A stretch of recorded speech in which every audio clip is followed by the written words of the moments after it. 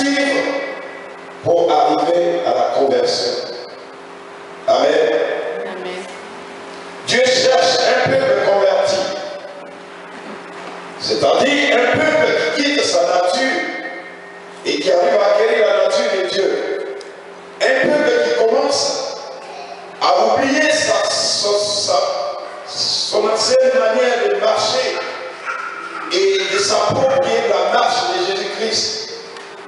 Un peuple qui, en découvrant la vérité, finit par renoncer aux choses anciennes et acquérir les choses nouvelles du ciel. Un peuple que Dieu veut qu'il soit sauvé. Le but de Dieu, c'est de voir son peuple être sauvé. Et donc pour cela, il y a un chemin emprunté.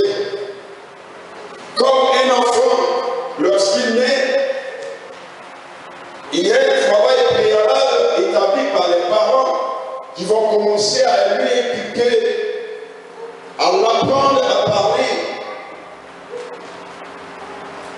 Et l'enfant, lorsqu'il finit d'apprendre à parler, à un moment donné, les parents vont lui dire, tu dois aller à l'école. Tu vois tes frères qui vont à l'école, toi aussi tu vas bientôt partir à l'école. On met la puce à l'oreille de l'enfant. Et quand les grands frères et les grandes sœurs viennent de l'école, on commence à présenter les fournitures de ceux qui sont déjà sur les bancs pour attirer l'attention de l'enfant sur ce qu'il attend. Et tous nous allons prendre le chemin de l'école. Mais quand nous prenons le chemin de l'école, il y a un parcours à émettre. Donc il y a l'école primaire, il y a l'école secondaire, il y a l'université et il y a la vie courante, la vie professionnelle. Et tout ça, c'est un chemin qui est devant nous, qui est tracé, que nous devons emprunter jusqu'à aller au bout du tunnel. C'est aussi comme ça dans le Seigneur Jésus-Christ qu'il y a aussi des étapes à franchir.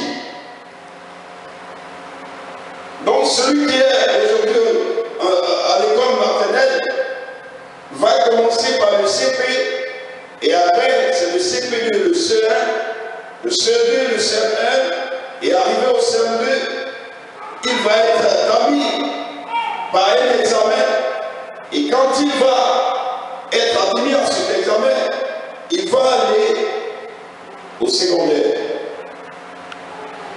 C'est ça aussi la vie en Jésus-Christ. Alléluia. Nous sommes païens.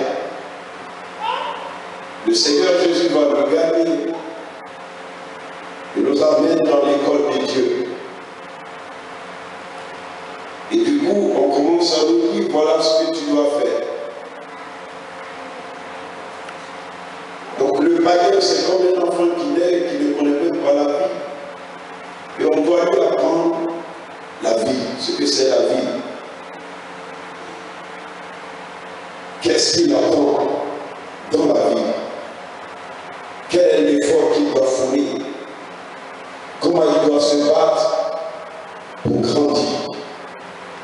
Quelles sont les réalités de la vie qui l'attendent? Et on lui dira, à l'école, tu dois étudier, il faut beaucoup étudier, va faire des recherches. Et plus il avance, on lui dit, demain tu dois travailler. Et quand tu dois travailler, il faut que tu te réveilles tôt. C'est pourquoi à l'école, on te demande de te réveiller tôt. Donc à chaque fois, on prépare déjà l'enfant à certaines réalités de la vie. Et on lui dit, fais attention, prends soin aussi de la maison. Demain tu vas te marier, tu auras une famille, tu dois prendre soin de la famille. Tout cela, c'est une préparation. Les choses ne sont pas encore arrivées, mais ça se dit avant. Et quand on entre dans la réalité des faits, on commence à se souvenir de ce qu'on nous a dit. Ainsi est aussi la vie chrétienne. Et ce soir, le Seigneur veut nous montrer le processus de la conversion en Jésus-Christ. Et donc, nous sommes à l'école de Christ. Et aujourd'hui, nous allons aller au CP. Tout le monde au CP. Et vous voyez, quand on va, tous les enfants, ils vont au CP.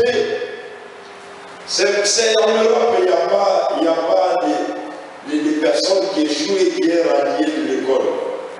Mais en Afrique, quelqu'un reste au CP, il peut abandonner l'école au CP et il retourne dans la vie.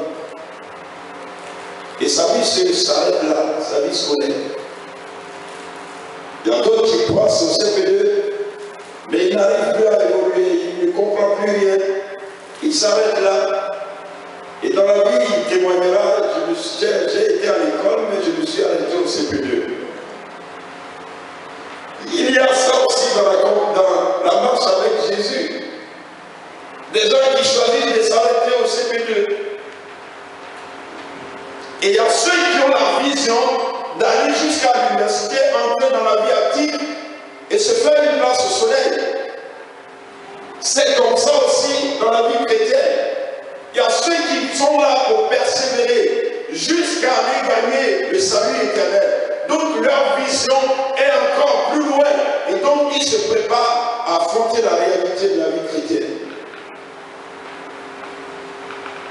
C'est ce que Jésus attend de nous. Et quand Christ est venu sur la terre, lorsqu'il a commencé son ministère, il a entré dans le monde. Quand il est entré, il a gagné des personnes. Et ces personnes-là, lui-même, il les a appelées ses disciples. Et qu'est-ce que être disciple? C'est entre nous maintenant. C'est un enseignement, ce n'est pas prédication. Je ne suis pas là pour faire prédication. C'est un enseignement. Qu'est-ce qu'un disciple, selon nous? Je peux lever la main, c'est ça? Oui, ici. On est à l'école de Jésus. En CP. Bon, alors, en étant CP, donc j'ai droit à beaucoup d'erreurs. Pour moi, le disciple de Christ, c'est celui qui accepte Jésus comme son maître et Seigneur et Sauveur, et qui, au fond de lui, accepte de commencer à marcher selon les recommandations du Christ. Même s'il n'arrive pas encore, mais il accepte qu'il est déjà sur le chemin. Celui-là, pour moi, rentre dans les disciples de Jésus. Amen. Voilà ce que la sœur Michel a dit. Qu'est-ce que vous avez saisi? Elle dit, devenir disciple, c'est accepter, amen, les règles établies par quelqu'un. Si tu acceptes ces règles, ça veut dire que tu veux vivre selon ces règles-là. Amen. Qui d'autre peut intervenir aussi?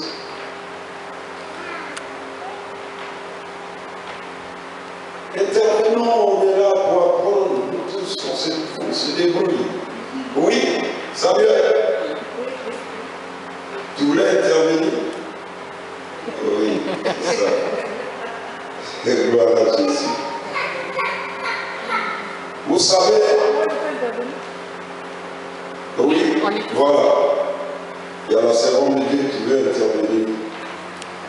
Moi, mon intervention, c'est à partir de l'étymologie du mot, un disciple, c'est celui qui est soumis à une discipline. C'est soumis à une discipline. Amen. Qui encore?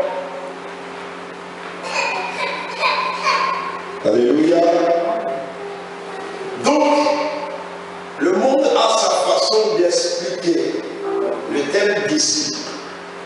Et quand nous prenons le dictionnaire nous dit quelque chose. Mais Jésus lui-même, dans sa façon de parler, il montre ce que c'est un disciple. Amen.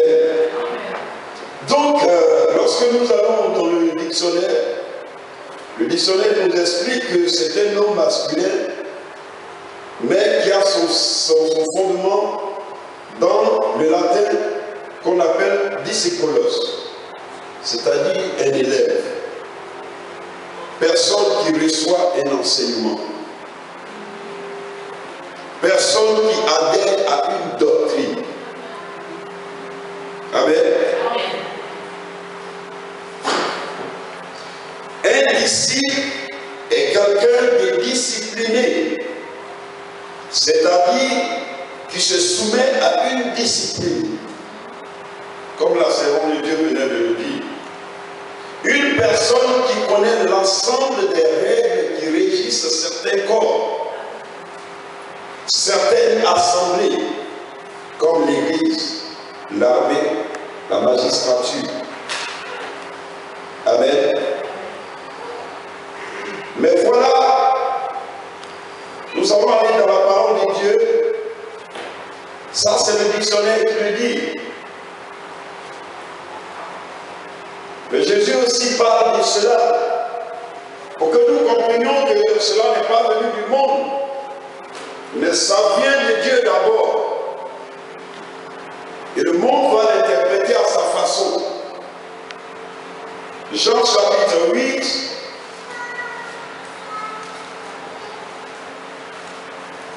au verset 30, 32. J'ai lu la parole de Dieu. Amen. Comme Jésus parlait ainsi, plusieurs crurent en lui. Amen. Quand Jésus parlait, plusieurs personnes ont cru en lui. Et donc, cela veut dire qu'on se fait des disciples. Pour que tu aies des disciples, il faut qu'on croie en ce que tu dis. Alléluia. Et il dit aux Juifs qui avaient cru en lui, si vous demeurez dans ma parole, vous êtes vraiment mes disciples. Vous connaîtrez la vérité et la vérité vous affranchira. Amen. Donc pour Jésus, un disciple, c'est quelqu'un qui doit demeurer dans ce que le Maître a dit. Et c'est là, en conservant, on reconnaîtra exactement la manière de vivre du Maître dans tout ce que tu fais. Et donc, ce n'est pas toi qui dis que tu es disciple, mais ce sont les observateurs qui te qualifient de disciple de tel. On dit, ah, je connais telle personne, mais quand je vois, ah oui, oh, ah oui, ah Bélisha, je vois, ah non, ah, je comprends maintenant, ah, je comprends. Parce que je connais bien l'évangéliste Berthe, mais quand je te vois ta façon de faire, ça ressemble à la façon de faire de l'évangéliste Berthe. Je comprends maintenant que on me l'a confirmé, mais j'avais déjà vu, mais j'avais le doute de confirmer que tu es. Est-ce que tu n'es pas disciple, tu ne marches pas dans le Seigneur avec l'évangéliste Berthe? Je voulais parler, mais j'ai hésité. Mais comme on l'a dit aujourd'hui, ça je suis convaincu. J'ai partagé ça avec certaines personnes, mais je m'en doutais que tu ne sois pas disciple de l'évangéliste Berthe. Parce que exactement, tu fais les mêmes gestes, tu parles de la même manière, tu agis de la même manière. Vraiment, tu es vraiment son disciple. Et c'est ça. Donc Jésus explique ce que c'est un disciple. Un disciple pour lui, c'est quelqu'un qui demeure dans la parole du Maître.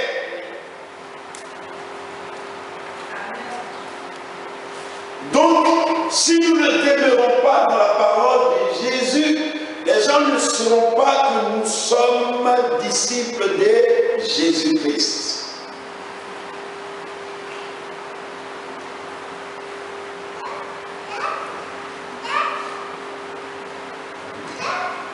Alors, je voudrais dire, pour devenir disciple de quelqu'un, il est important que tu crois en ce que la personne disciple. Et c'est pourquoi vous allez voir aujourd'hui, le monde connaissant l'importance de se faire des disciples. Le monde ne va pas parler des disciples. Le monde va parler comment on appelle en politique, tous ceux qui suivent le leader, comment on les appelle? Les partisans. Oui, les partisans du parti. Ce sont les partisans. Mais pour qu'ils deviennent partisans, il est parti leur annoncer une pensée. La conception de la vie.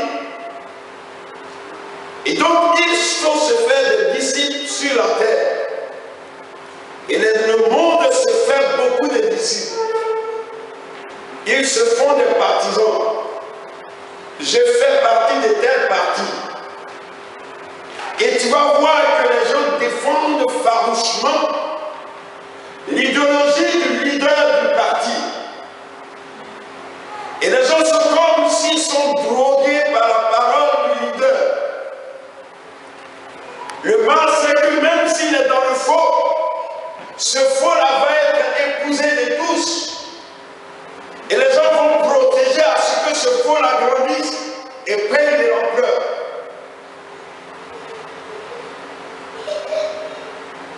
Et donc, frères et sœurs,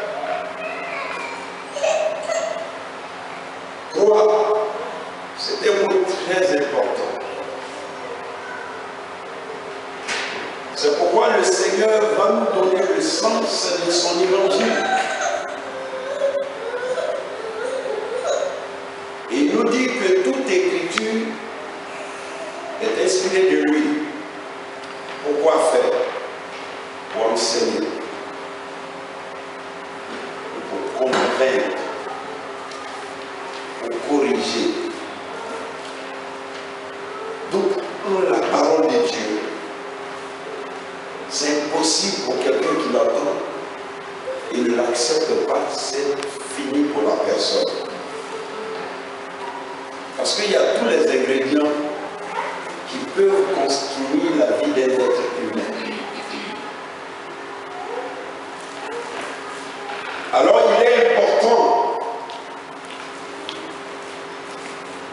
que l'Église devienne disciple de Jésus. Chacun de nous. Mais comment devenir disciple? C'est pourquoi le Seigneur lui-même s'est présenté. Quand il devait se faire des disciples, il est passé quelque part, il a croisé des enfants, des jeunes très forts, qui aimaient bien travailler. Alléluia. Vous savez, les gens qui travaillent beaucoup, c'est des gens qui sont faciles à gagner. Mais paresseux, pour le gagner, tu vas baver. Parce qu'il n'a aucune vision. Il est vu pour vivre. Mais quelqu'un qui aime le travail, c'est quelqu'un qui est ambitieux. Et quand il trouve quelqu'un qui veut l'amener à évoluer, il s'attache. C'est pour ça que vous allez faire des études ensemble, et vous allez voir qu'à l'université, il y a ceux qui s'attachent à la politique. Chez nous, on dit le mouvement estudiantin. Et quand tu es déjà au lycée, tu es vers la terminale, si tu as déjà l'esprit politique, tu dois commencer à t'attacher à ceux qui sont déjà insérés dans la politique, mais qui sont à l'université. Il y a des personnes depuis le collège, on a déjà vu, on a décelé déjà leur position et leur vision de la vie. Et finalement, quand vous regardez leur parcours, ils ont commencé il y a longtemps de cela. Mais dans son esprit, il visait déjà quelque chose. Il voulait devenir président de la République. Mais il fallait qu'il se mette au travail déjà. pour atteindre ce but. Et en parlant tout ce parcours, il se fait des partisans. Il emmagasine certaines personnes avec ses pensées. Jusqu'à ce que, un de ces 4 matins, vous allez le voir, il a créé un mouvement politique. Et depuis longtemps, il a commencé. Et c'est ça que Jésus-Christ aussi fait. Tellement qu'il a l'onction d'avoir des disciples, il est descendu. C'est seul regard qu'il avait sur la terre. Ça a commencé à appeler des personnes de l'Orient jusqu'en Galilée. L'option de gagner des disciples, de se faire des disciples. Et des personnes sont venues se prosterner devant Jésus-Christ. Alléluia. Amen. Alors, pour devenir disciple de quelqu'un, il faut croire en la parole de cette personne. Ce qui veut dire qu'on se fait des disciples sur la terre. Donc si la parole n'est pas performante, si elle ne convainc pas, tu vas beau parler de personne, tu ne verras personne derrière toi. Parce qu'il faut être convaincant.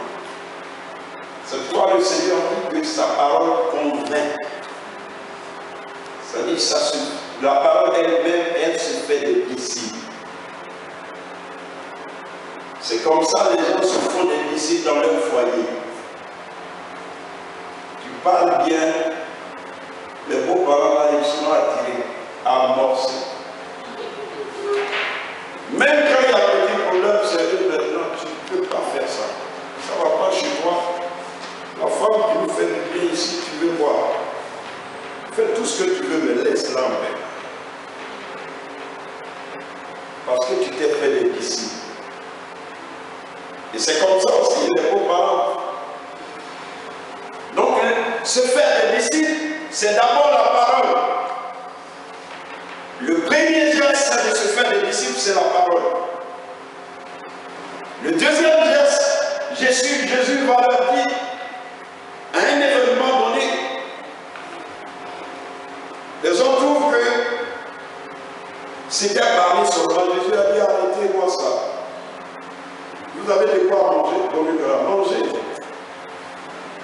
Pour que ces gens-là nous acceptent et nous suivent. Il y a nos actes qui doivent parler aussi. Mais bien aimé, quand Jésus a fait cela, les disciples n'ont rien compris. Eux, ils ont voulu renvoyer tout ce peuple pour lequel Jésus est en train de se réjouir dans son cœur. Et celui qui sait se faire des disciples, quand il observe, il doit savoir ce que le peuple manque et lui être capable de lui donner ce que le peuple manque. Alléluia. C'est pour ça que vous allez voir quand une femme de foyer commence à acheter des cadeaux pour sa belle-mère, des morceaux de paille, wax, hollandais. Dès que tu donnes ça, mais la mère derrière son fils, avec un bâton, s'il déconne, c'est elle qui est chicote, tu ne peux pas faire ça. Ma fille qui m'aime, pourquoi tu lui prends la tête? Alléluia.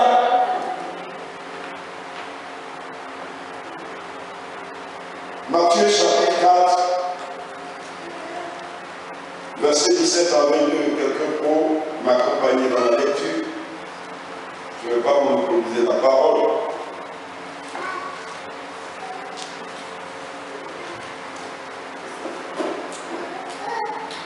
S'il vous plaît, est-ce qu'on peut participer aussi?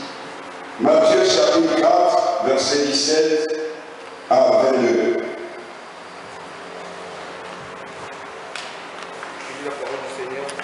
Dès ce moment, Jésus commença à prêcher et à dire, répentez-vous, car le royaume des cieux est proche. Comme il marchait le long de la mer de Galilée, il vit 2 frères Simon, appelés Pierre, et André son frère, qui jetaient un filet dans la mer, car ils étaient pêcheurs. Il leur dit, suivez-moi et je vous ferai pêcheurs d'hommes. Aussitôt, ils laissèrent les filets et les suivirent. Et là, étant allé plus loin, il vit deux autres frères, Jacques, fils de Zébédée, et Jean, son frère, qui étaient dans une barque avec Zébédée, leur père, et qui réparaient leurs filets. Il les appela et aussitôt ils laissèrent la barque et leur père et ils les suivirent. Amen. Amen. Jésus est sorti. Il a vu que seul il sera incapable de gagner le monde entier. Et donc, il faut qu'il se fasse des disciples. Et les premiers qu'il a gagnés, il a vu leur état d'esprit. Amen. Il a vu leur état d'esprit, le fait que ces gens-là aimaient travailler. Il a vu que s'ils les gagnaient, ils allaient encore multiplier les efforts pour pouvoir travailler, mais dans une autre dimension d'un travail spécial. Et donc,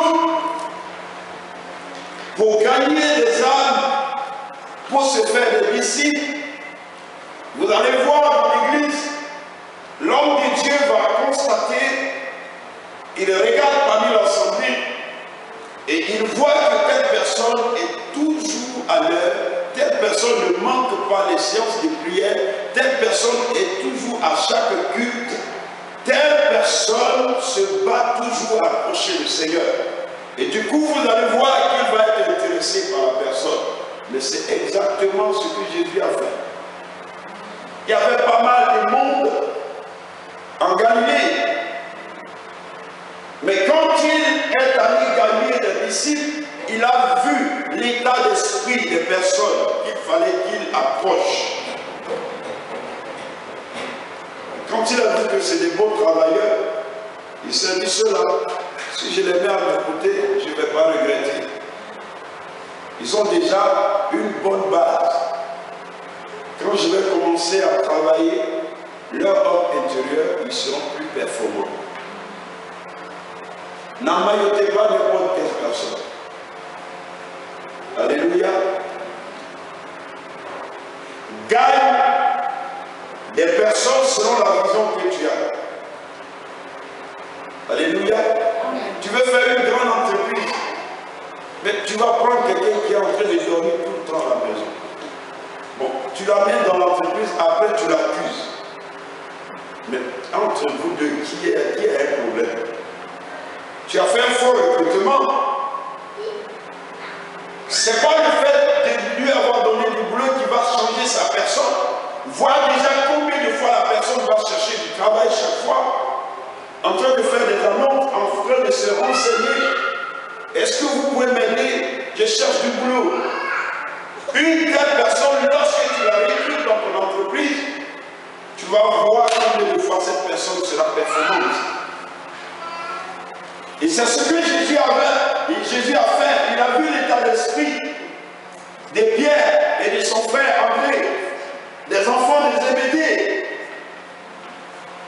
Il a dit cela, si je les gagne, je serai béni. Ils seront une force auprès de moi et avec eux, je peux accomplir la mission pour laquelle je suis venu.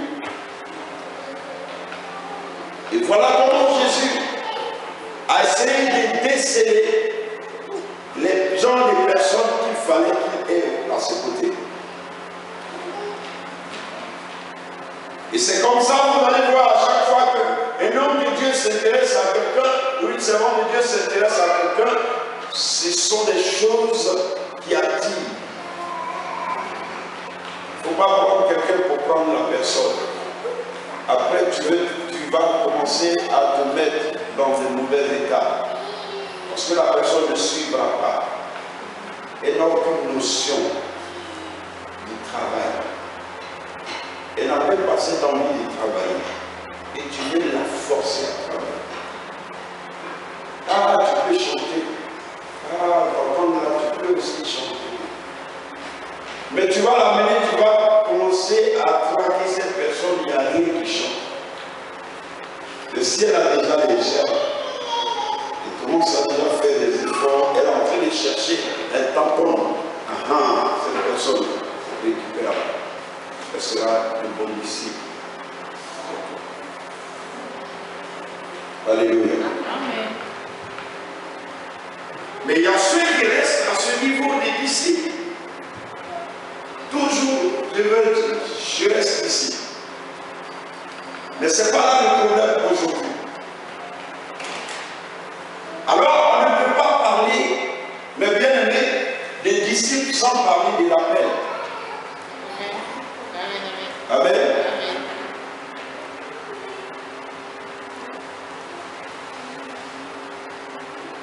Avant que quelqu'un devienne disciple, il y a un appel qui est fait.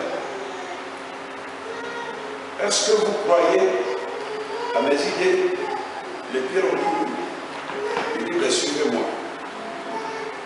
Un disciple, ce que tu dois reconnaître en quelqu'un, pour que tu saches qu'il est disciple de tel ou tel, c'est le fait de suivre la personne. On ne peut pas se dire que je suis disciple de tel, et la personne va à gauche, toi tu vas à droite. Déjà, vous devez comprendre qu'il y a un problème. Quand Jésus a dit à Pierre et André, suivez-moi, ils ont tout de suite tout abandonné. Pourquoi? Parce qu'ils ont cru en ce que Jésus a dit. Vous allez être désormais des gagneurs d'hommes et non des poissons. Ils ont dit, mais c'est quelle nouvelle pêche? Il y a des termes qui attirent la curiosité d'un être humain. Et Jésus avait les mots justes pour pouvoir convaincre l'humanité. Si tu n'as pas la parole convaincante, nul ne peut te suivre, nul ne peut t'écouter. Et donc, j'ai dit, on ne peut pas parler des disciples sans parler de l'appel. L'appel se fait par la parole, mais l'appel aussi se fait par la puissance. Amen. L'appel de Jésus, ça se fait par la parole, mais ça se démontre aussi par la puissance. Comme nous l'avons lu tout à l'heure dans le livre de Matthieu. Pourquoi l'appel doit se faire par la parole? Parce que la parole a des multiples fonctions que nous venons de lire dans le livre que nous allons lire dans le livre de 2 Timothée. C'est quoi la parole? Il faut faire attention à la parole des bien-aimés. La parole que nous sortons de notre bouche, elle a une fonction à établir dans la vie d'un être humain. Elle doit accomplir une mission. Et quand ce ne sont pas les paroles justes, ça peut détruire ou ça peut rejeter au lieu de saisir. Alléluia. Donc le Seigneur dit dans le livre de 2 Timothée 3, 16, toute écriture est inspirée de Dieu et utile pour enseigner. C'est un appel. Quand tu es en train de parler, tu es en train de laisser les gens apprécier ce que tu dis. S'ils trouvent ça bon, ils vont commencer à te suivre. Ils vont dire, ah, ça c'est la personne dont on avait besoin. Celle-là, elle peut faire notre affaire. Et du coup, les gens vont te suivre sans que tu ne leur dises, suivez-moi. Mais ton enseignement les convainc. Donc, la deuxième fonction de la parole de Dieu, c'est de convaincre. Donc la parole, elle convainc. La parole corrige. Il y a des personnes qui étaient en train de faire certaines choses, mais par la sagesse de Dieu, tu leur fais comprendre que le chemin que vous avez emprunté va vous conduire à la mort. Changez de trajectoire, venez, voici le chemin qui mène à la vie. Et du coup, en eux, leur homme intérieur va se ressaisir et prendre conscience de ce qu'ils sont en train de s'égarer. Et ils vont commencer à te suivre. C'est comme ça les politiciens. Il y a le gouvernement en place qui est en train de travailler. Est-ce que vous comprenez la puissance de la parole? Faisons attention à la parole, frères et sœurs. Le monsieur, il n'est pas président de la République. Il n'est même pas en train de travailler. Il n'a que sa simple petite maison, il dort dedans avec sa petite famille. Il sort avec sa petite vieille voiture. Mais celui qui va commencer à détourner un monde, rien que par sa manière de parler et ses idées qu'il met au vu du monde, de la société. Et les gens vont se détourner du gouvernement en place qui est en train de travailler. Quelqu'un qui ne leur donne pas à manger ni du travail, eux ils laissent tout. Ceux qui étaient en place, qui sont en train de prendre soin d'eux, ils vont se détourner du gouvernement, ils vont aller chercher un individu qui est dans sa petite maison. Vous comprenez la puissance de la parole. Et donc, Jésus-Christ, pour se faire des disciples, va user de la puissance de la parole. Il va les proclamer. Il va leur demander en premier, repentez-vous. Le royaume des cieux est proche. Ils ont tiqué. Parce qu'ils veulent découvrir ce que c'est le royaume des cieux, que personne ne leur a jamais annoncé. Et du coup, ils vont se dire, mais il y a quelqu'un qui est en train d'annoncer cela ici, qu'on appelle Jean. Et donc, si réellement cette parole est puissante, nous comprenons pourquoi Jean a été arrêté. Et donc, si Jean a été arrêté, qu'il y a quelqu'un d'autre qui commence à annoncer la même chose, cela veut dire que cela est important, c'est pourquoi Jean a été arrêté. Du coup, ça attire l'attention du monde. Et la curiosité va commencer à pousser les gens vers Jésus. Parce que le thème qu'il a sorti vis-à-vis de la société attire le cœur de la société à vouloir comprendre ce que c'est le royaume de Dieu. Alléluia. La parole de Dieu, elle a une fonction très importante sur la terre. Alléluia. Amen. Et donc la parole, elle vient pour corriger, pour instruire dans la justice. Jésus dit que lui, il est le bon berger. Il est venu pour donner sa vie. Il n'est pas venu juger ni condamner personne. Quand il arrive quelque part, la société veut l'inclure dans son système. Mais tu ne peux pas manger avec les gens de mauvaise vie. Il dit, mais comment ça? C'est à cause d'eux que moi je suis venu. Vous n'allez pas m'empêcher. Du coup, les gens de mauvaise vie vont commencer à suivre Jésus. Voilà au moins quelqu'un. En lui, il n'y a pas de discrimination. Il aime tout le monde. De quelle sagesse est-il doté? Ça au moins, lui, il peut nous amener à évoluer. Vous voyez ce que la parole produit? Il instruit le monde qui n'est pas venu pour juger. Or, le monde est en train d'être jugé chaque jour.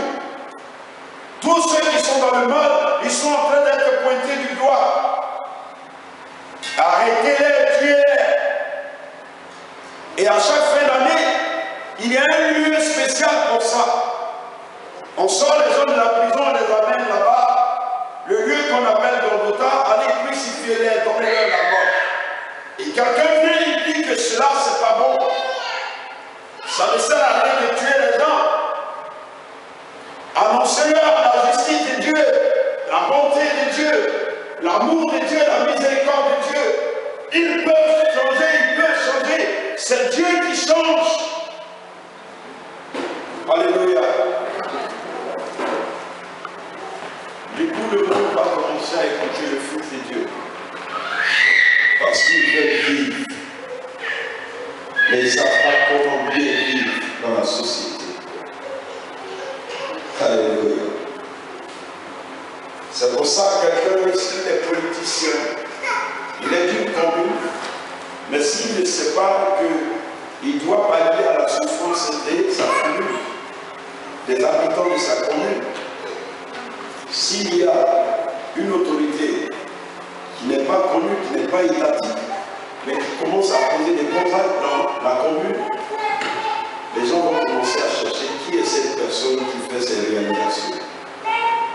Et du coup, à l'élection prochaine, ils vont même aller chercher la personne, lui demander de se présenter. Et nous voulons te mettre sur le fauteuil. Parce que tu n'es même pas sur le fauteuil, mais ce que tu es en train de réaliser en bien pour nous, nous savons que si tu es sur le fauteuil, tu peux mieux faire. Il y avait des anciens, des serviteurs, des sacrificateurs, les pharisiens, les publicains, les scribes, qui étaient les autorités de la place, mais qui étaient là pour torturer le peuple pour lequel ils étaient là. Mais quand Jésus est venu, il n'a pas procédé de cette manière, il a fait le contraire. Et du coup, le peuple a compris qu'il y a eu ça. C'est lui. On avait entendu, mais avoir ses œuvres, sa manière de parler, sa manière de faire, ça va être lui. C'est pour ça que quand tu arrives quelque part dans un travail professionnel, si tu ne fais pas comme les autres, tu fais le contraire, tous les regards vont se tourner vers toi. Et du coup, si ça fait l'affaire du patron, s'il y avait le désordre que tu es venu et que par la grâce de Jésus, le désordre a disparu et l'ordre s'est établi, du coup, les gens ne comprennent pas. Le patron est court derrière toi maintenant. Hey, tu peux me faire ça, s'il te plaît. Oh, ne manque pas. Dis, mais attends, qu'est-ce qu'il a donné? Qu'est-ce qu'il a donné au patron? Il n'a rien donné. Il a donné la vie au patron. Le patron veut vivre, mais il ne sait pas comment bien vivre. Et je suis venu, et j'ai permis qu'il vive mieux par la grâce de Jésus.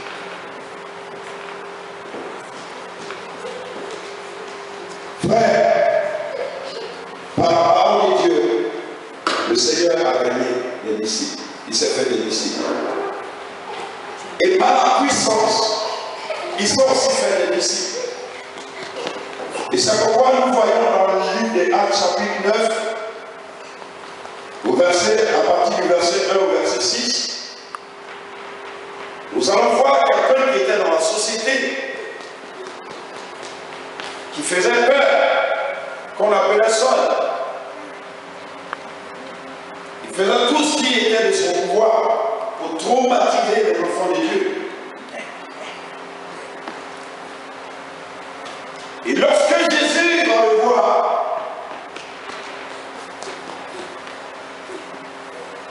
pas Jésus en personne dans la société, mais Jésus maintenant, Esprit de Dieu, il va descendre dans la vie de cet homme qui est persécuté.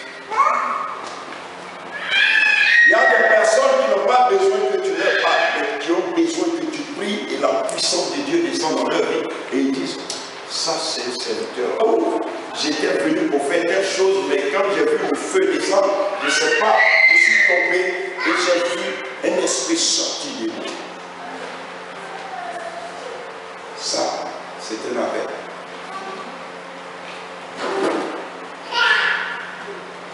Donc Jésus a plusieurs manières de se faire des disciples.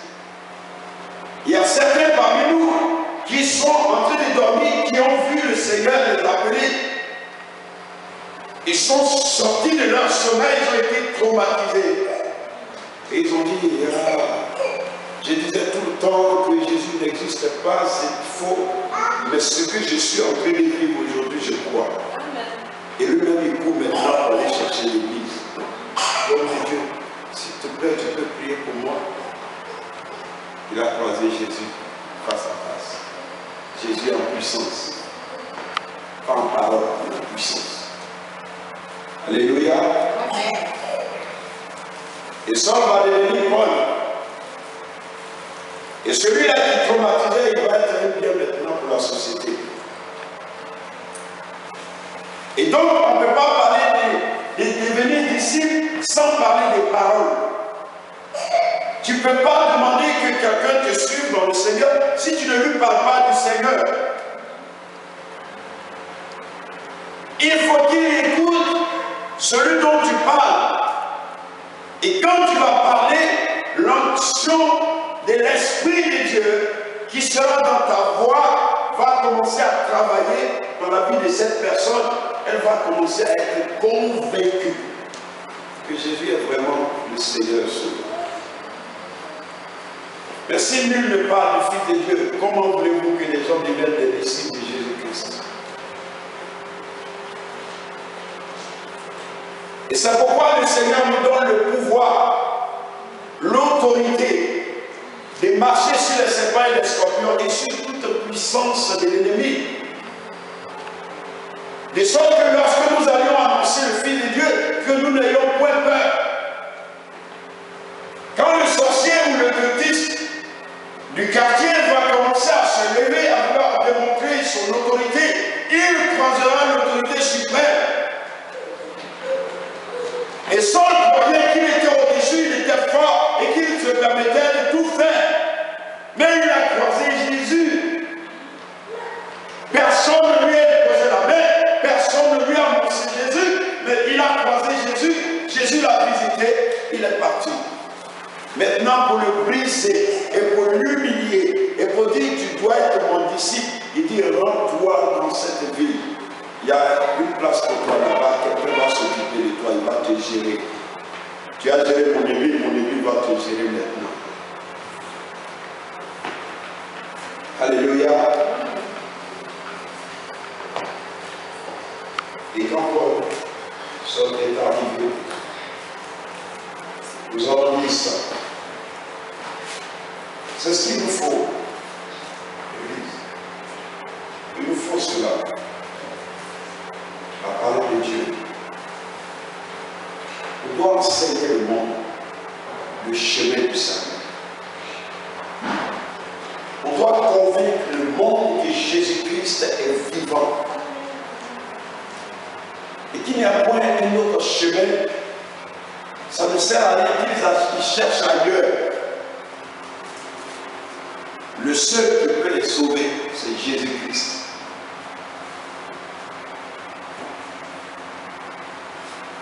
Le monde veut être convaincu.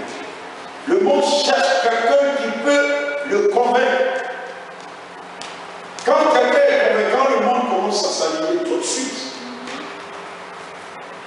Et c'est pourquoi les hommes du monde cherchent voies et moyens, ils étudient comment fonctionne la société, comment enrouler la société. Et le mec, il ne peut même pas réaliser un seul projet, mais il emmaille tout le monde. Et les gens le trouvent comme leur miracle. Un être humain comme toi, tu crois que lui peut réaliser toutes choses, lui seul pour tout le monde. Comment ça? Mais ce qu'il a dit là, ça a pris place. Il a insisté, il a persisté. Il a signé dans leur esprit que je suis la solution. Et du coup, tout le monde dit on l'appelle solution. Mais quand la solution arrive, ce que vous voudrez, c'est une dissolution. Tout est dissous. Mes frères et sœurs, annonçons l'évangile. Alléluia. Mais ce dont j'ai peur, c'est une parenthèse. Ce dont j'ai peur, c'est pourquoi j'ai apprécié le Seigneur. j'apprécie, j'approuve trop ce que le Seigneur a dit dans le livre des Actes chapitre 9. J'ai lu la parole de Dieu. Amen. Cependant, Saul, respirant encore la menace et le meurtre en lui seul, il menace et puis commet en même temps le meurtre contre les disciples du Seigneur, se rendit chez le souverain sacrificateur et lui demanda des lettres pour les synagogues de Damas, afin que s'il trouvait des partisans de la nouvelle doctrine, on nous appelle la nouvelle doctrine. Vous voyez, notre doctrine ne ressemble à aucune doctrine. Elle est nouvelle, personne ne la connaît. Et le monde peut découvrir la nouvelle doctrine, la nouvelle doctrine de Jésus-Christ. Annonçons cette doctrine, parce que les vieilles doctrines du monde sont en train de ronger le monde. Et le monde veut une nouvelle doctrine. Alors, cette doctrine était en train de troubler l'humanité. Voilà ce que le Seigneur dit. S'il trouvait des partisans de la nouvelle doctrine, hommes ou femmes, il les amena liés à Jérusalem. Comme il était en chemin et qu'il approchait de Damas, tout à coup, une lumière venant du ciel resplendit autour de lui. Il tomba par terre et il entendit une voix qui lui disait « Saul, Saul, pourquoi me persécutes-tu » Il répondit « Qui es-tu, Seigneur ?» Ah, il répondait, lui-même il pose la question et puis en même temps il répond. Tu dis qui es-tu, attends quand tu réponds, mais tu sais déjà que c'est le Seigneur. La conversion avait déjà commencé depuis le ciel. Alléluia. Il répondit, qui es-tu, Seigneur? Et le Seigneur dit, je suis Jésus que tu persécutes. Il te serait dur de régénérer contre les écrits. Tremblant et saisi d'effroi, il dit, Seigneur, que veux-tu que je fasse? Et le Seigneur lui dit, lève-toi, entre dans la ville et on te dira ce que tu dois faire. Les hommes qui l'accompagnaient demeurèrent stupéfaits. Ils entendaient bien la voix, mais ils ne voyaient personne. Saul se leva de terre et quoique les yeux fussent ouverts, il ne voyait rien. On le prit par la main et on le conduisit à Damas. Il resta 3 jours sans voir, et il ne mangea ni ne but. Or, il y avait à Damas un disciple nommé Ananias. Dans une vision, Ananias, il répondit, me voici, Seigneur. Et le Seigneur lui dit, lève-toi, va dans la rue qu'on appelle la droite et cherche dans la maison de Judas un nommé Saul de Tarse, car il prie. Et il a vu en vision un homme du nom d'Ananias qui entrait et qui lui imposait les mains afin qu'il recouvrât la vue. Amen. Voilà comment Saul a reçu le Seigneur Jésus-Christ. Et le plus souvent, ce qui est dangereux par rapport à cette conversion, ces genres de personnes, souvent, au lieu de suivre l'instruction du Seigneur, vont commencer à avoir des ailes amères. Beaucoup ont dérapé comme ça. Beaucoup ont eu des appels comme ça par la visitation. Et du fait qu'ils ont été visités par le Seigneur, ils ont cru qu'ils n'ont plus besoin de suivre quelqu'un. Et que tout était déjà accompli. Et pour briser son esprit, parce que Dieu le connaît, il connaît Saul, comment il fonctionne, il lui permet d'aller vers quelqu'un pour devenir disciple de quelqu'un. Et donc, Ananias qui a prié pour lui va devenir directement le père spirituel. Je ne vais pas prier pour toi, tu vas voir, toi tu ne vois pas pendant 3 jours, tu vas voir et puis pas dire que tu ne peux pas marcher selon moi, ma manière de marcher. Alléluia. C'est ça, être disciple. Et donc, Jésus a plusieurs manières de faire des disciples.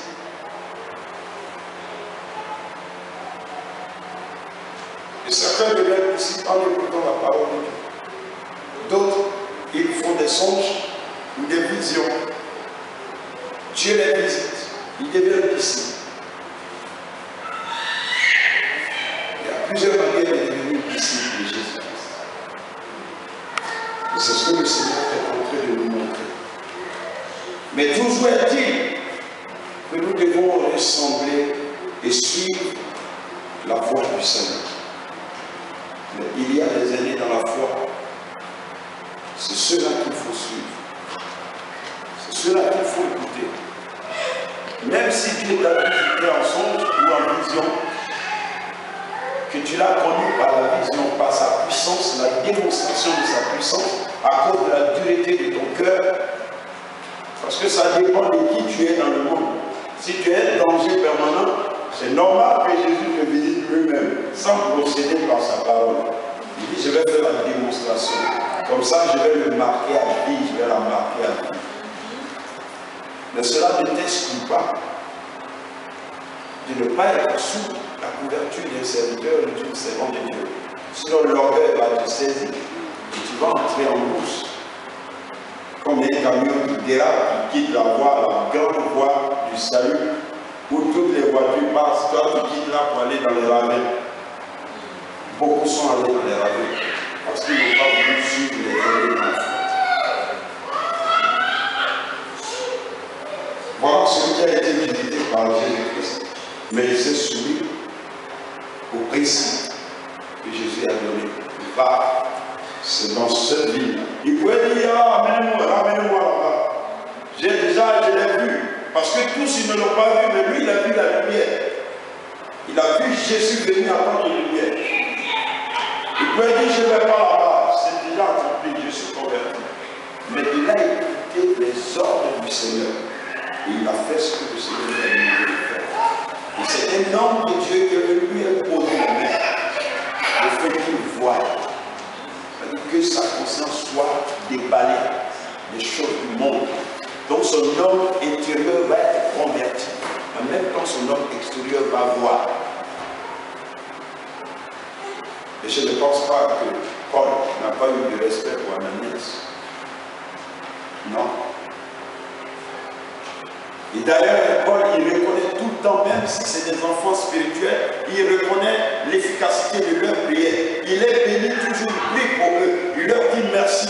Merci de m'avoir soutenu. Merci de m'avoir hébergé. Merci pour ce que vous avez fait. L'humilité était entière.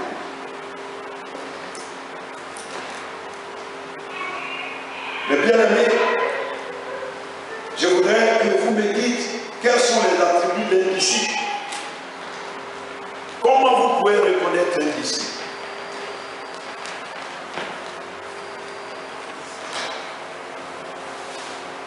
Oui. En étant obéissant. Est-ce que vous pouvez vous appuyer en même temps que vous relatez, vous pouvez donner un verset et puis nous éclairer? Parce que Jésus parle en même temps, il nous donne, vous voyez, c'est comme ça, vous voyez, c'est comme ça, vous voyez, c'est comme ça. J'aime trop le Seigneur. Il est pragmatique. Alléluia. Amen. Ah voilà, la servante de Dieu, tu m'as donné un travail qui est très long. C'est un travail très long. Parce qu'on doit aller à l'université pour entrer dans la vie active. Là, on est conseiller. Et je voudrais que le mercredi prochain, vous cherchez, si on quitte au CPR où on est disciple, on va dans quelle classe? Alléluia. Si nous prenons le livre des gens chapitre 5, versets 10 à 19, Jésus va commencer à expliquer. Pour que les gens le reconnaissent. Mais les gens n'arrivent pas à le déceler. Tout le temps, les gens sont contraires à ce qu'il dit, à ce qu'il fait. Et il est obligé de leur expliquer que quand je fais quelque chose, cela ne vient pas de moi. Je ne suis pas venu parler de moi. J'ai été mandaté, je suis venu accomplir la mission de quelqu'un. Tout ce que je fais, c'est ce que le Père me demande de faire. C'est ce que je fais. Donc si réellement vous pensez que vous connaissez Dieu, vous aurez dû me reconnaître. Mais si vous n'arrivez pas à me reconnaître, c'est qu'en réalité, vous ne connaissez pas le Père. Si je connais réellement le frère Wilfried, si je vois sa femme, automatiquement sa façon de faire, si elle me dit, il est l'heure, si Wilfried, il est ponctuel, ah, il est déjà passé. C'est pas vrai. Si Wilfried, si le culte finit net du coup, vous allez voir, quand je vais voir Bélisha courir, je dis, ah, je comprends. Ça, c'est à cause de Wilfried, elle a besoin de courir comme ça, parce que s'il est l'heure net, lui, il doit partir. Du coup, je reconnais la manière de faire de Wilfried dans son épouse. Parce qu'elle respecte intégralement ce que son mari fait. Et c'est ce que Jésus était en train d'expliquer. Donc vous pouvez lire à la maison, tu vois, même je n'ai même pas disciple là, je n'ai pas fini. Disciple. Jean chapitre 5, verset 10 à 19, le verset 26, le verset 30, Jean chapitre 6, verset 37 à 38. Jésus dit, il ne fait que ce qu'il voit faire au Père. Il dit, c'est ce qu'il a vu. Donc un disciple, c'est quelqu'un qui voit ce que le maître fait et reproduit la même chose. Ça c'est au chapitre 5. Et il dit quelque part encore, et tout ce que le Père fait, le Fils aussi le fait pareillement. Donc tu es devenu photocopie. On ne peut pas avoir quelque chose de contraire à celui que tu dis, tu ressens. Non. Amen. C'est pourquoi quand on dit, je suis le Père, je suis le Fils spirituel de terre, il faut qu'on retrouve les ingrédients de ce Père en toi. Si le Père, c'est pourquoi nous devons tout faire pour faire comme l'apôtre fait. Il est proche des gens, il soutient financièrement les gens, il sonde la souffrance des gens et il voit à quelle mesure il peut aider chaque personne. Il est toujours présent à l'église. Il est ponctuel. Il passe le plus de son temps dans l'église. Et quiconque veut être disciple de cet homme est appelé à discerner. Et même encore plus grave, son épouse doit faire plus d'efforts pour qu'on retrouve l'image de son époux en elle. C'est très important. Si ton mari est bon, que toi tu négliges l'approche, tu vas être critiqué. C'est comme ça.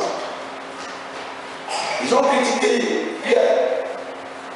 Parce que Pierre a fait croire aux gens, il croyait que les gens ne le remarquaient pas. Il était tout le temps derrière Jésus. Maintenant on dit que Jésus va être crucifié. On l'a attaché, on l'a amené. Et on lui dit, on dirait que toi là, on connaissait des Pierre. Il dit non, non. Ça vous êtes trompé d'une personne. C'est pas moi. Vous voyez? Du coup, ça va choquer ces gens. C'est une forme de ne vouloir pas ressembler vous dites ce que c'est mon maître. Dieu vous bénisse. Nous allons prier.